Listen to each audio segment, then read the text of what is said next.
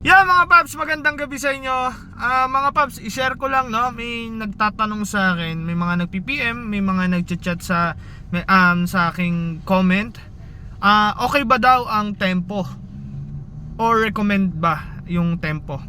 Para sa akin, mga paps, hindi ko siya nire-recommend.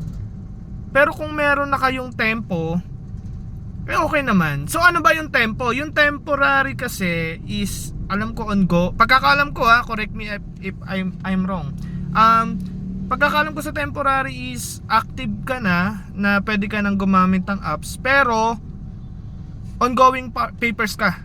So nilalakad yung papeles mo, pero pwede ka nang gumamit ng apps, no? Kaya nga tempo So pwedeng wala ka pang papeles, pero pwede ka nang gumamit ng apps, no?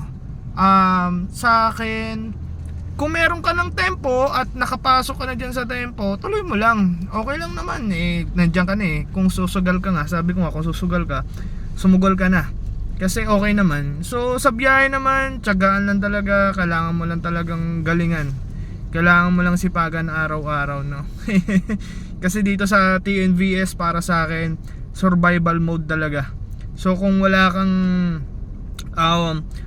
tiyaga, wala kang nilaga. So yun, para sa akin, galingan lang natin mag-ipon pag malakas. Okay.